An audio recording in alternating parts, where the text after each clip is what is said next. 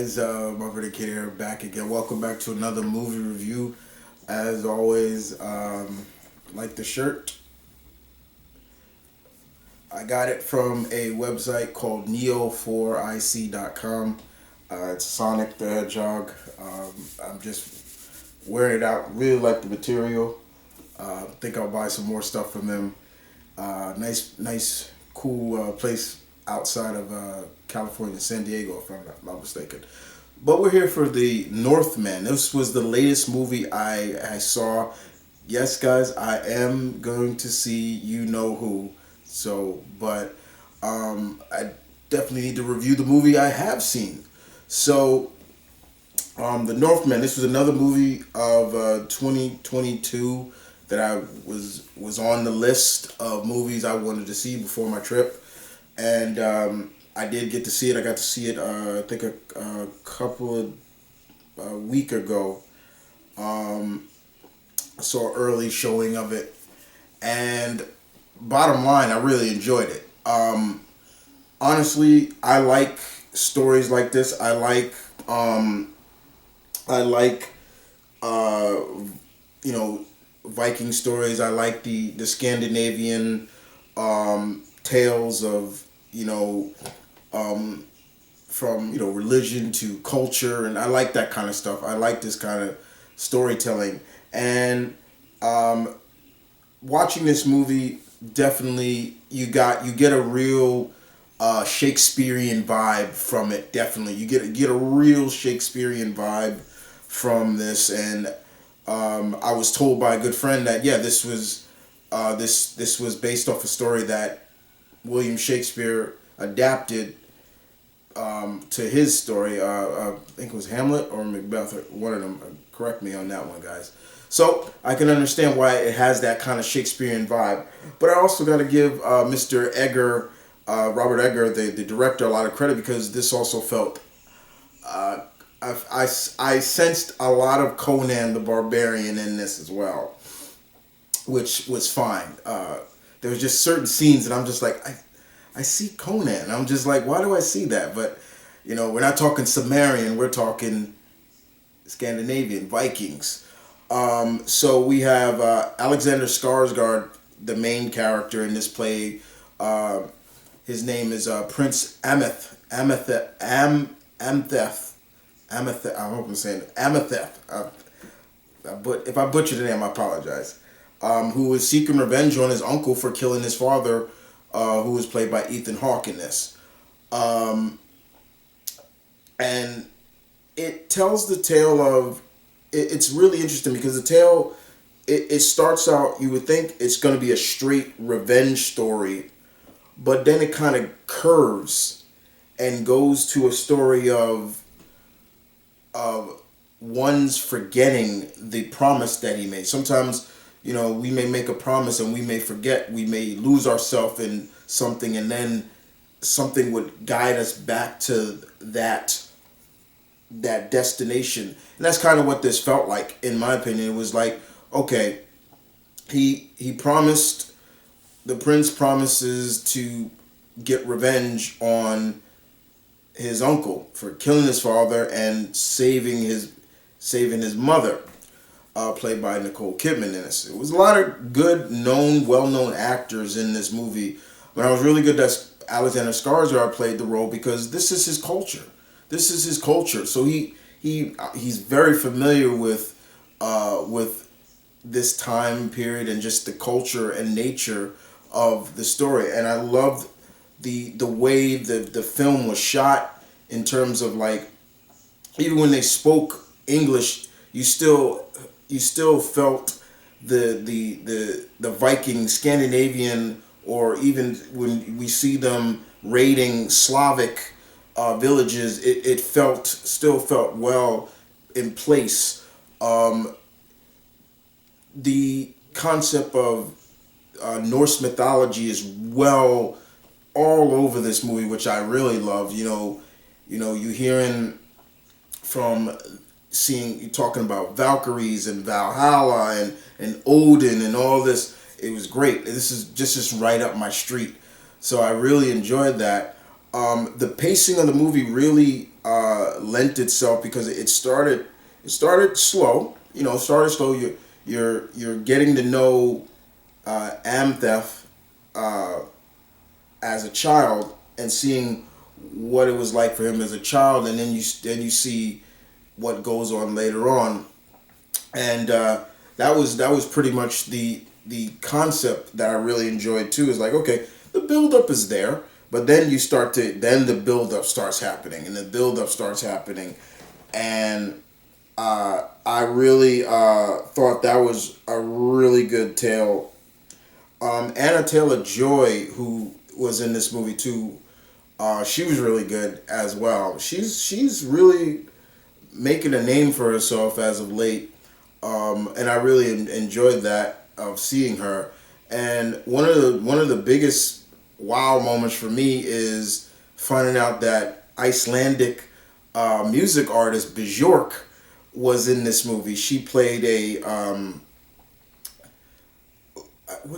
did she play a Norm, or it was a Samir, just like a seer, like a teller of tales, and I was just like, oh wow, she looked really cool though, the design of, and then when I found out that that was Bjork, I'm like, oh snap, that was Bjork. Whoa, makes sense too, because of her culture.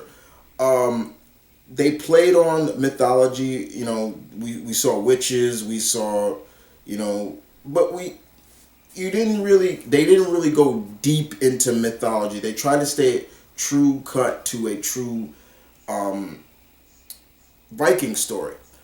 Even in the terms of berserkers, like all the different references of Vikings, there was some scenes where Mr. Scarg, when he got older, yeah, he was with a group of berserkers. Like he became a Viking, but he was a berserker and he raided this Slavic village and things like that. And props to Mr. Scargard again. Man got into great shape for this role. Like he was huge. It was like it's just like when he got into as buff as he did for like Tarzan and things like that. I always appreciate stuff like that, and you see throughout the course of the movie, he's finding himself again, or they're going deep into the mythology and almost remembering what he was supposed to do. And I love how he is reunited kind of with his uncle, and how he is going about how he's gonna go about in causing this man harm, how he infiltrated, and his uncle just forgot about him in a sense because they thought they killed him. The fight scenes in this were brutal, like literally brutal. Like you felt every punch, every headbutt, every kick, every it just felt hard. Everything was stiff, heavy shots. You felt it, and the kills were just, oh Jesus, you know.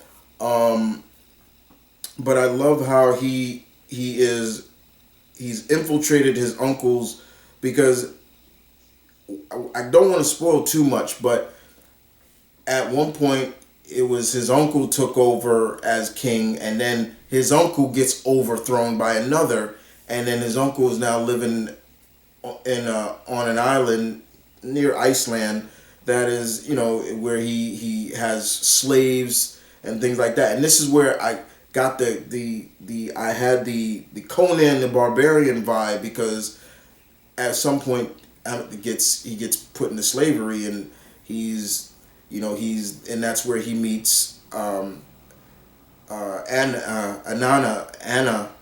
Ayana Joy's character, and they orchestrate a plan, and I thought it was great, and I felt bad when he realizes. I felt really bad about when he sees something, or he comes to the revelation of something that happened in the past that was orchestrated by someone he thought he could trust. I'll just say that, and it was really heartbreaking, and and I felt that. I was like, oh, that's so bad, to hear. Um, like I said, don't want to spoil too much, but it is a revenge story. But it's just the sense of everybody played their part very well. It was really good. Everybody played their part well. Even the actors and actresses, I don't really know in terms of like have I seen them in anything, but the ones I did know, yeah, you were really good. Even the cameo, I guess you could say it was a cameo from um,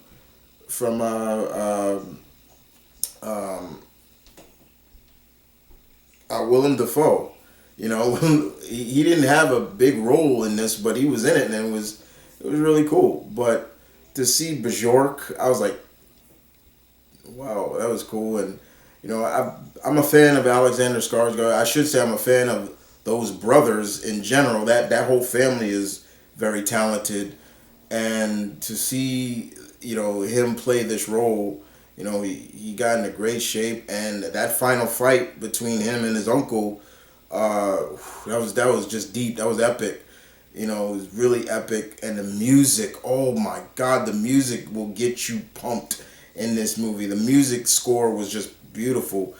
Um, I would be amiss if I didn't say seeing Valkyries was like made the mythology geek in me come out. I'm like, oh, ooh, like things like that. I saw it. It was great. Um, the whole concept of they put a lot of emphasis on ravens and crows. We all know in Norse mythology, the raven is a as a is a a bird, but it's a figment of Odin. Odin is watching and things like that, and they played that up really well. But in this, they kind of made it feel more like it was more of uh, Amtha's father, but it was still cool. I did like that. Like I liked how they blended the mythology and kind of the grounded realism. It worked very well. Um, I won't spoil what happens at the end, but I will say it ends and then it's just like, whoa, that's it. Like it kind of caught me off guard by the ending. How it just plop, that was it. I was like, okay, but I really enjoyed the movie very much. If I'm giving it, I'll give it a out of 10. We're going 8.5. I really enjoyed it.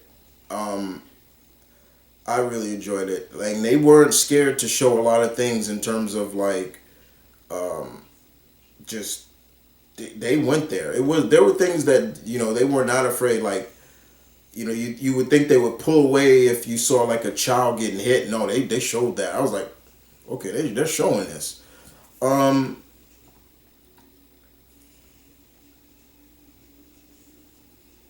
this once again, like I said, it was great. I enjoyed it very much. I know box office wise, it wasn't that. It didn't. It I don't think it made its money back. I mean, it was. I from looking at the box office right now. Um, the budget was like 70 to 90 million.